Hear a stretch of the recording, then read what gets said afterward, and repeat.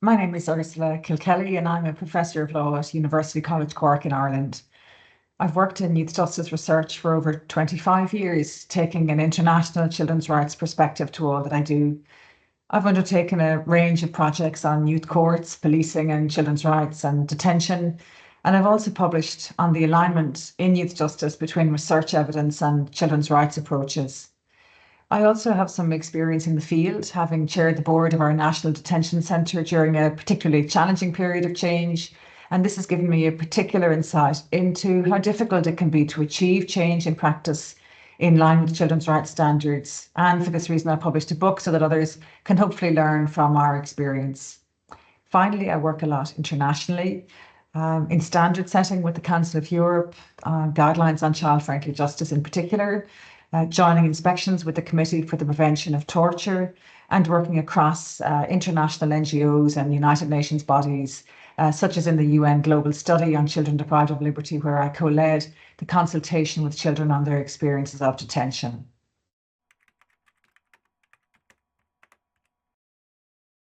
I want to start by saying that I have the height of admiration and respect for those who work in youth justice services.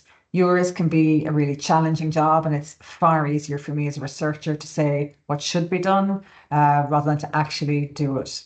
And I think it's really important to acknowledge that.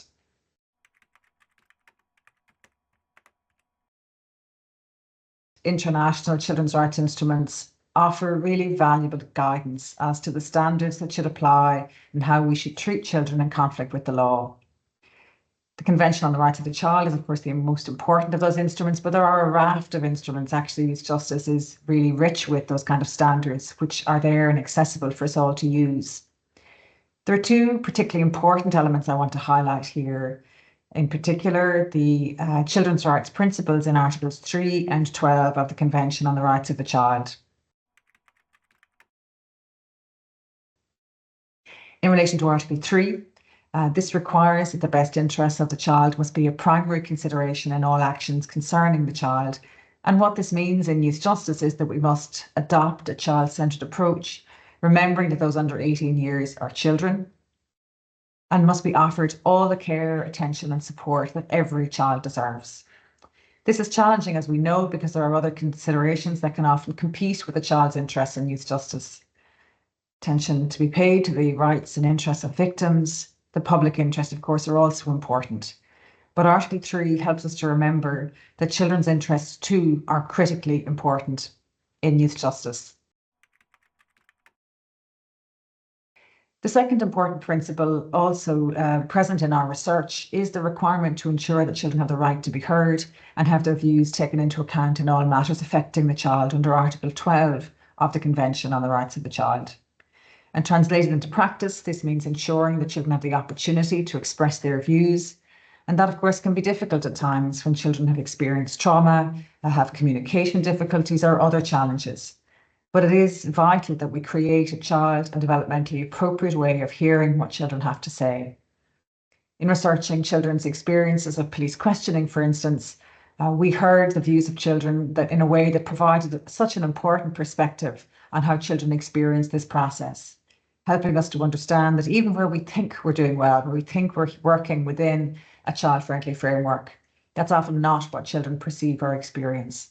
And so hearing what children have to say about that experience really helps us to understand things much more authentically from their particular point of view. So it's not just a right of the child, it's actually a really valuable part of ensuring that our own experience is informed in the most important way by what children have to say.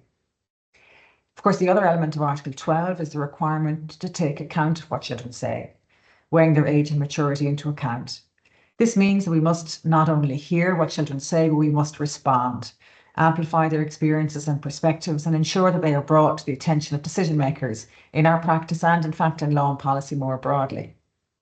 For example, when we consulted children as part of the global study on children deprived of liberty, hearing what children had to say about their experiences in detention really enabled us to bring those experiences from children who were detained in various countries around the world to a global audience. Here you might want to take a look at the Lundy model developed by Professor Laura Lundy, which is a really practical approach that emphasises the elements of space, voice, audience, and influence that help us to give effect in a meaningful and a rights-compliant way to children's views in all that we do. So combining these two principles in these justice services, best interest and the right to be heard, really reminds us to meet children and young people where they are, to act with empathy and sensitivity, appreciating that they have things to say, have a right to be supported to bring their experiences and perspectives to bear in bringing them into the decision-making processes that determine their lives. All of this is part of a child-centred approach, ensuring a child rights compliant perspective in youth justice services.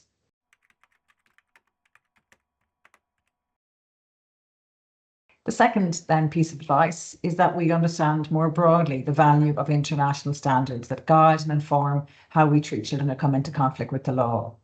These instruments include the Convention on the Rights of the Child and other non-binding but really important guiding instruments like the Beijing Rules on the Administration of Juvenile Justice, the Havana Rules on Children's Experiences in Detention, the Riyadh Guidelines, and the Guidelines on Child-Friendly Justice. These are really important for a number of reasons. First, they give us a common international language. They identify areas like diversion, early intervention, adapted youth courts and detention as a last resort, around which there really is enormous international consensus. So we should use these to reinforce these principles in what we do day to day, in our research, in our practice, as well as embedding them into law and policy. These international standards are also important because there is, as we know, an important alignment between what is captured in these international instruments and standards and the leading research in the field. And here you might want to look at a book that I co-authored with colleagues at University College Cork called Rights, Research and Progressive Youth Justice, published by Palgrave in 2023. It tries to align the international children's rights standards with the leading research in the area, really providing the clear evidence base for a rights-based approach. In this regard, we know, for example, that research reinforces the importance of a child-centred approach, taking account of children's development and their developmental stages, the importance of family, community, and all the work that we do. International standards also endorse the effectiveness of diversionary programmes, providing an evidence base for interventions that bring children away from the justice system and from offending. And we know without doubt from the research that where detention is a measure of last resort, it leads to better outcomes for children. These international standards on children's human rights are produced through a process of international collaboration and discussion. So by definition, they represent important consensus on the approaches that achieve the best outcomes for children. They also highlight how we're not alone in our jurisdiction or our corner of the world, and they encourage us to think more broadly and comparatively about the challenges we face day to day, opening up dialogue with counterparts in other countries, which is vital to assure assurance of the work that we do and how we do it.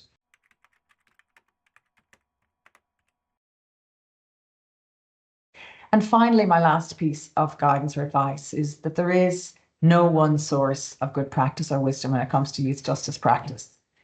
Research is important because it provides us with an evidence base in relation to good outcomes. International standards represent that clear global consensus, pointing us to common approaches to which we should all aspire. And the experiences, perspectives, and views of young people are also critical. As practitioners, your experience is also vital because it helps us all to understand how best to translate theory into practice. Helping and supporting you in your work will ultimately ensure young people are better supported. I learned this particularly in my research on detention, captured in our book, Children's Rights in Detention, a Model for International Reform, that we published by Bristol University Press. Here we share the learning, among other things, that unless we ensure supports are in place for staff, and for people, the staff, potential to transform the lives of children through all that you do, but with and for them, will always be limited.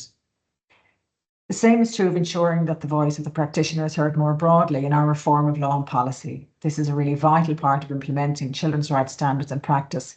It is a collaborative endeavour. So bringing all of these sources and perspectives together, it's vital that we remember always to remain open, to avoid thinking that any one source or part of the system or ecosystem has a monopoly on the knowledge, and that we continue to look for ways to share experiences, approaches, and views.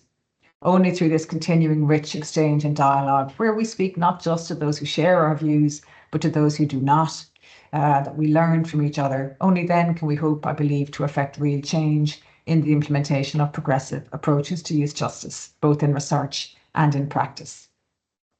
So thanks for taking the time to listen today. And if you want to learn more about my work, please look at the academic insights on evidence-based core messages for youth justice published in 2023, or you can look me up on the University College Cork profile or on LinkedIn. Thanks very much.